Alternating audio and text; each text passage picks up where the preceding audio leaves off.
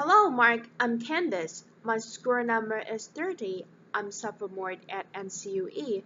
I'm going to read Jimmy Wells' The Birth of Wikipedia. Charlie Van Doren, who was later a senior editor of, Britannica, said the ideal encyclopedia should be radical. It should stop being safe. But if you know anything about the history of Britannica since 1962, it was anything but radical, still a very completely safe, stodgy type of encyclopedia. Wikipedia, on the other hand, begins with a very radical idea, and that's for all of us to imagine a world in which every single person on the planet is given free access to the sum of all human knowledge. And that's what we are doing. So Wikipedia, we just saw the little demonstration of it. It's a freely licensed encyclopedia. It's written by thousands of volunteers all over the world in many languages. It's written using Wiki software, which is the type of software he just demonstrated, so anyone can quickly add and save, and it goes live on the internet immediately. And anything about Wikipedia is managed by virtually an all volunteer staff. So when Yachis is talking about new methods of organization, he's exactly describing Wikipedia. And what I'm going to do today is tell you a little bit more about how it really works on the inside. So Wikipedia is owned by the Wikimedia Foundation, which I founded, a non-profit organization. And our goal, the core aim of the Wikimedia Foundation, is to get a free encyclopedia to every single person on the planet. And so, if you think about what that means, it means a lot more than just building a cool website. We're really interested in all the issues of the digital divide, poverty worldwide, empowering people everywhere to have the information that they need to make good decisions. And so, we're going to have to do a lot of work that goes beyond just the internet. And so that's a big part of why we've chosen the free license model, because that empowers lower entrepreneurs or any who wants to. We can take our content and do anything they like with it. You can copy it, redistribute it, and you can do it commercially or non-commercially. So there's a lot of opportunities that are going to arouse around Wikipedia all over the world. We're founded by donations from the public, and one of the more interesting things about that is how little money it actually takes to run Wikipedia. So yeah, to show you the graph of what the cost of a printing press was, and I'm going to tell you what the cost of Wikipedia is. But first, I will show you how big it is. So we've got over 600,000 articles in English. We've got 2 million total articles across many different languages. The biggest languages are German, Japanese, French. All the Western European languages are quite big. But only around one-third of all of our traffic to our web cluster to the English website, Wikipedia, which is surprising to a lot of us, a lot of people. A lot of people think in a very English-centric way in the internet, but for us, we're truly global. We're in many languages. How popular we've gotten to be, we're a top five.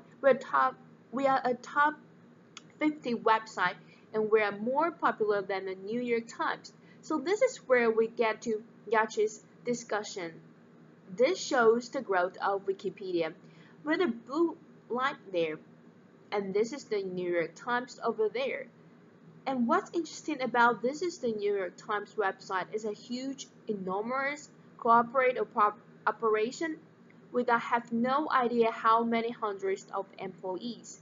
We have exactly one employee, and that employee is our lead software developer. And has only been our employee since January 2005.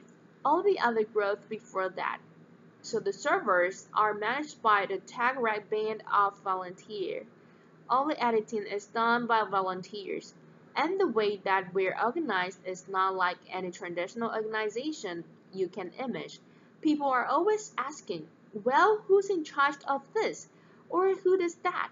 And the answer is anyone who wants to pinch it. It's a very unusual and chaotic thing. We've got over 90 servers now in 3 locations. They are managed by volunteer system administrators who are online. I can go online any time of the day or night and see 8 to 10 people waiting for me to ask a question or something, anything about the servers. You can never afford to do this in a company.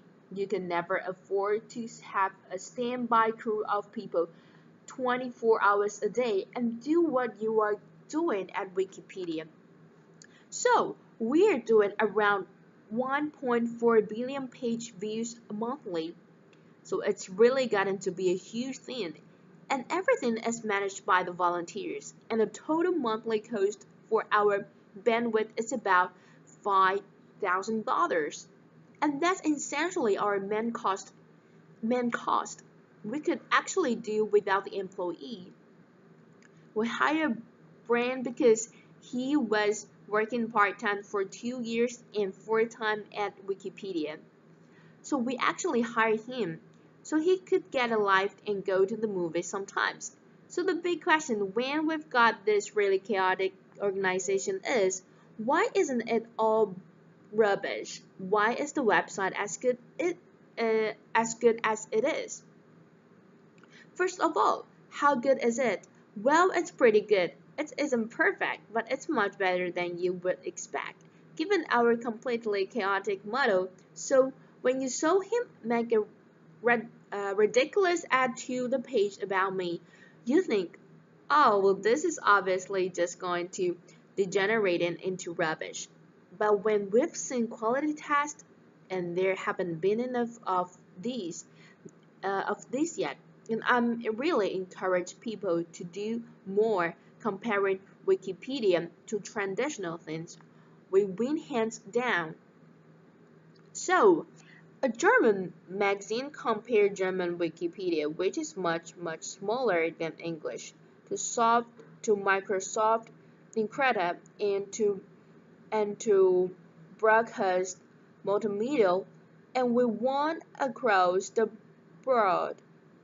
They hire experts to come and look at articles and compare the quality, and we were very pleased with that result. So a lot of people have heard about the Wikipedia Bush carry controversy. The media has covered this somewhat extensively. It started out with an article in Red Herring. The reporters called up and I have to say they spelled my name right, but they really wanted to say the Bush the Bush-Kerry election is so contentious, it's tearing apart the wiki community, and so they quote me as saying they're the most contentious in the history of Wikipedia.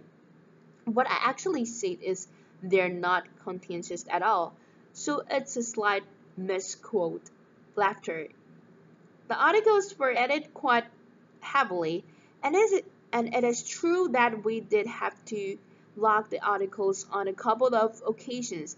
Time magazine recently reported that extreme action sometimes has to be taken, and Wells logged entrance on carried and Bush for most of 2004. This came after I told the reporter that we had to log it for, occasionally a little bit here and there. So the truth in general is that the kinds of controversy that you would probably think we have within the wiki community are not really controversies at all. Articles on controversial topics are edited a lot, but they don't cause much controversy within the community. And the reason for this is that most people understand the need for neutrality. The real struggle is not between the right and left. That's where most people assume, but it's between the party of the thoughtful and the party of the jerks. and no side of the political spectrum has a monopoly on either of those qualities. The actual truth about the specific Bush Kerry incident is that the Bush Kerry articles were logged less than 1% of the time in 2004, and it wasn't because they were contentious. It was just because there was routine vandalism, which happens sometimes even on stage laughter. Sometimes even reporters have reported to me that we vandalized Wikipedia and were amazed that it was fixed so quickly. And I said, you should, you know, and I say, I always say, please don't do that. That's not a good thing. So how do you do this? How do we manage the quality control? How does it work? So there's a few elements, most social policies and some elements of the software. So the biggest and the most important thing is our neutral point of view policy. This is something that I set down for the very beginning as a core principle of the communities that's completely not debatable. It's a social conception of cooperation. So we don't talk a lot about truth and objectivity. The reason for this is if we say we're only going to write the truth about some topic, that doesn't do us a damn bit of good of figuring out what to write because I don't agree with you about what's the truth.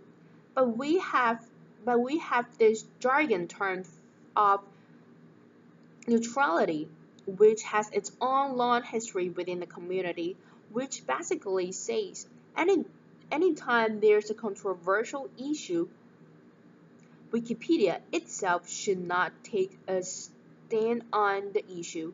We should merely report on what reputable parties have said about it. So this neutrality policy is really important for us because it empowers a community that is very diverse to come together and actually get some work done. So we have very diverse contributors in terms of political, religious, cultural backgrounds. By having this firm neutrality policy, which is non-negotiable from the beginning, we ensure that people can work together and their entrance don't become simply a word back and forth between the left and the right. If engaged in that types of behavior, you will be asked to leave the community. So real-time peer review. Every single change on the site goes to the recent change pages. So as soon as he made his change, it went to the recent change page. That recent change page was also fed into an IRC channel, which is an internet chat channel that people are monitoring with various software tools, and people can get RSS feeds. They can get email notifications of changes, and then users can set up their own personal watch list. So my page is on quite a few volunteers watch list because it is sometimes vandalized, and therefore what happens is someone will notice the change very quickly and then they will just simply revert the change. There's a new page feed, for example, so you can go to the certain page of Wikipedia and see every new pages as it's created. That's really important because a lot of new pages are just garbage that has to be deleted. You know, ASDF, ASDF. But also, there's some of the most interesting and fun things. Some of the new articles, people will start an article on some interesting topic.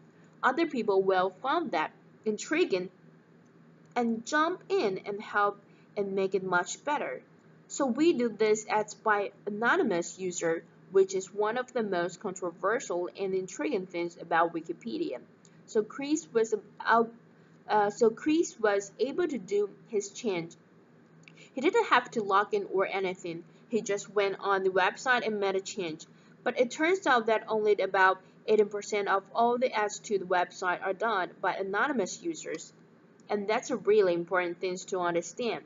The vast majority of the ads that go on the website are from a very close-knit community of maybe 600 to 1,000 people who are in constant communication. And we have over 40 IRC channels for the mailing list. All these people know each other, they communicate. We have offline meetings. They're the people who are doing the bulk of the site, and they're in a sense semi-professionals at what they're doing. The standards we set for ourselves are equal to or higher than professional standards of quality. We don't always meet those standards, but that's what we're striving for. And so that tight community is who really cares for the site, and these are some of the smartest people I've ever met. It's my job to say that, but it's actually true. The type of people who were drawn to writing an encyclopedia for fun tend to be pretty smart people. The tools and the software, there's a lot of tools that allowed us, meaning the community, to self-monitor and to monitor all the work. This is an example of a page history on flat earth, and you can see some changes that were made. And what's nice about this page is you can immediately take a look at this and see, okay, I understand now. When someone goes and look that, you see that someone, an anonymous IP number, made an ad to my page. That sounds suspicious. Who is this person? Someone looks at it. You can immediately see highlighted in red all of the changes that took place. To see, okay, well, these words have changed, things like this. So that's one tool that we can use to very quickly monitor the history of a page. Another thing that we do within the community is we leave anything very open-ended. Most of the social rules and the methods of words are left completely open-ended in the software. All of that stuff is just on the wiki page, and so there's nothing in the software that enforces the rules. The example I've got up here is the voters for deletion page. So I mentioned earlier people type ASDF. It needs to be deleted. Cases like that, the administrators just delete it. There's no reason to have a big argument about it. But you can imagine there's a lot of other areas where the question is it notable enough to go in an encyclopedia? Is the information verifiable? Is it hoax? Is it true? Is it what? So we needed a social method for figuring out the answer to this. And so the method that aroused organically within the community is the vote for deletion page. And in the particular example we have here is a film tweeted issues, and the first person says, now this is supposedly a film. It fails the Google test miserably. The Google test is you look in Google and see if it's there. Because if something's not even in Google, it probably doesn't exist at all. It's not a perfect rule, but it's a nice starting point for a quick research. So someone says, delete it, please, delete it. It's not notable. And then somebody says, wait, I found it. I found it in a book. Film Thread Video Guide, the 20 on the guard films you must see. So the next person says, clean it up. Somebody says, I found it on IMDb. Keep. And what's interesting about this is that the software is these votes are just text types into a page. This is not really a vote so much as it is a dialogue.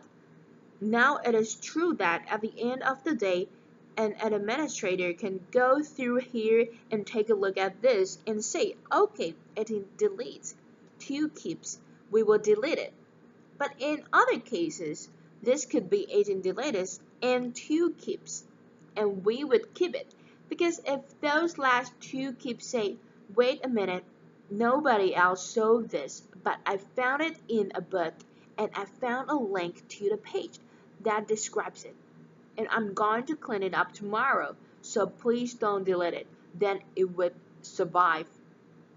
And it also matters who the people are who are voting. Like I say, it's a tight it's a tight knit community. Down here at the bottom, keep real movie. Rick is very famous Wikipedian who does an enormous amount of work with vandalism, hoax, and votes for deletion. His voice carries a lot of weight within the community because he knows what he's doing. So how is all this governed? People really want to know about administrators, things like that.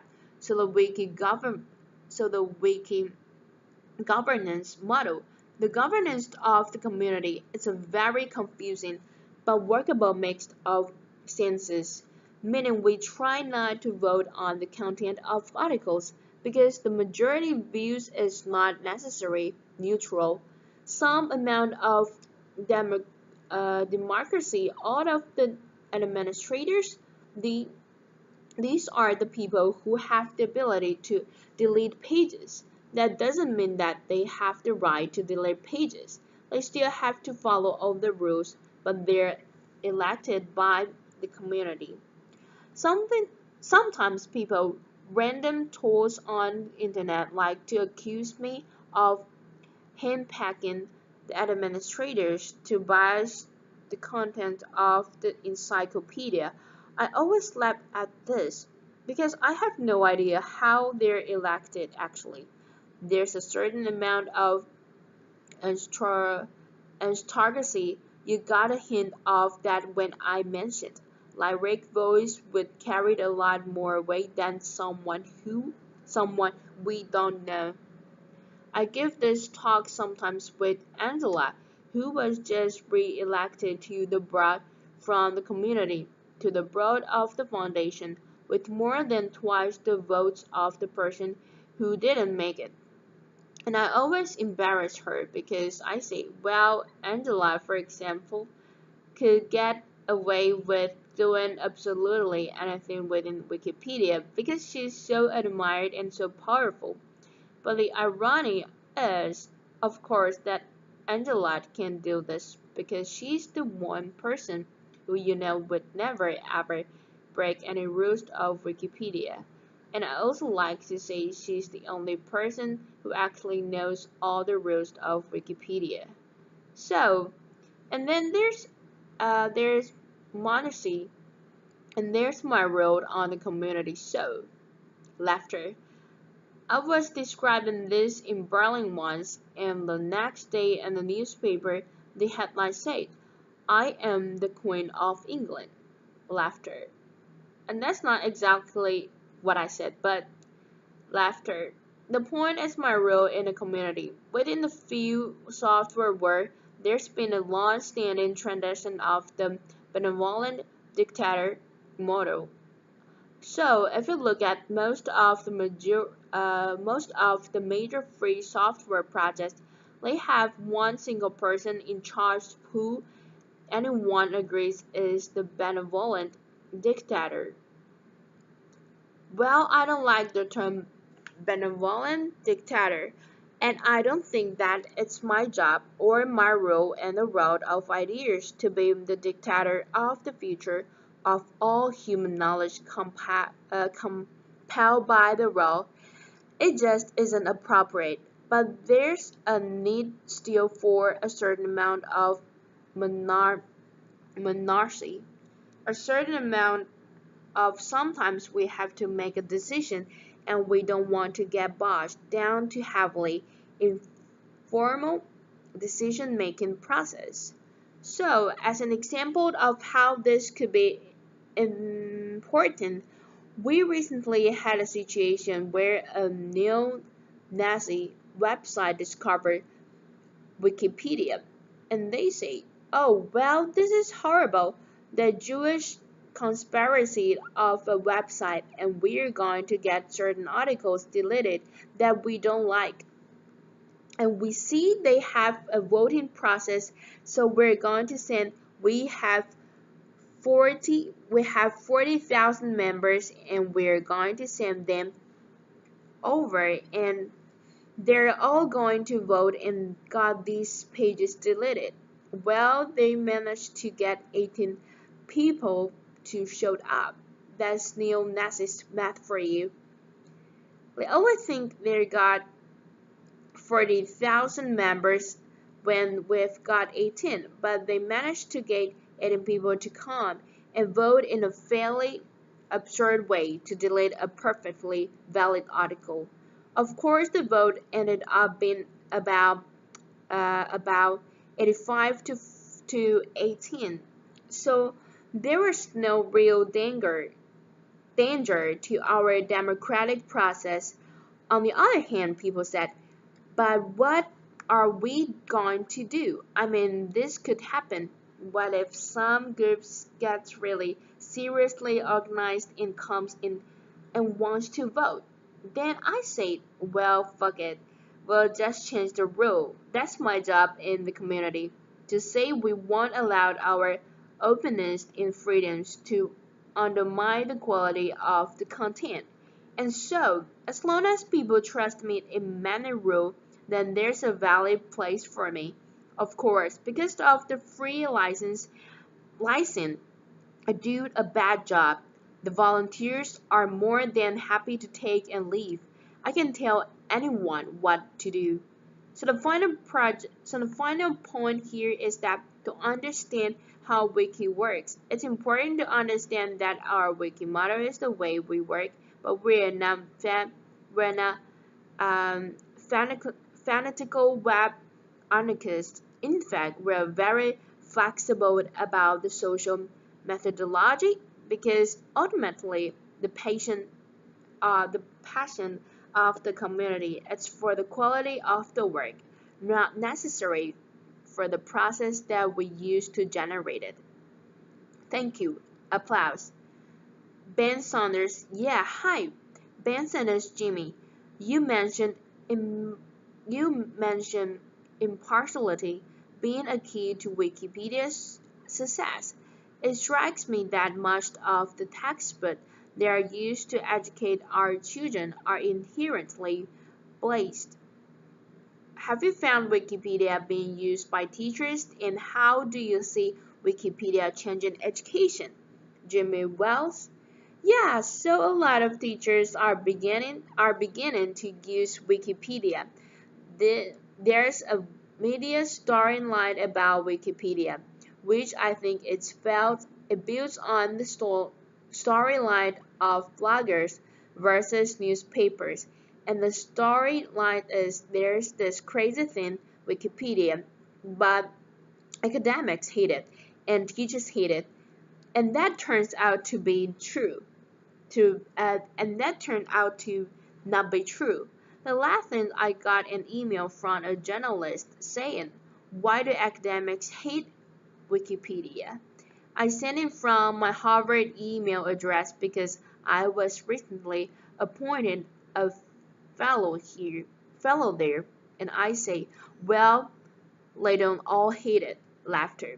But I think there's going to be huge impacts, and we actually have a project that I'm personally really excited about, which is the Wikipedia project, which is an effort to create textbook in all the languages. And that's a much bigger project. It's going to take 20 years or so to come to fruition. But part of that is to fulfill our mission of giving an encyclopedia to every single person on the planet. We don't mean we're going to spam them with AOL-style CDs. We mean we're going to give them a tool that they can use. And for a lot of people in the world, if I give you an encyclopedia that's written at a university level, it doesn't do you any good without a whole host of literacy materials to build it up to the point where you can actually use it. The Wikibooks project is an effort to do that. And I think that we're going to see it may not even come from us. There's all kinds of innovation going on, but freely licensed textbooks are the next big thing in education. Thank you. Thank you, Mark.